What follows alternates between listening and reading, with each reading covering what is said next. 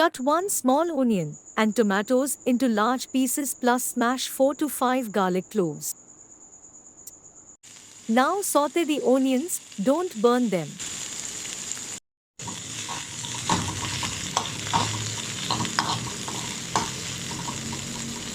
Add the tomatoes and saute them for 2 to 3 minutes.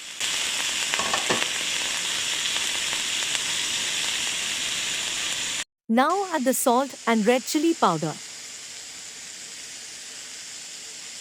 some black pepper, and the garlic paste too, and mix. You can add some bit of soya sauce and vinegar too.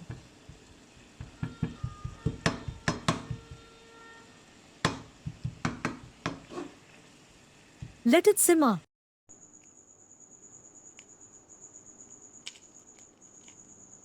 After that, add eggs as per your serving quantity. Now cover to cook them on low heat. Garnish it with green chilies, coriander, and some more black pepper.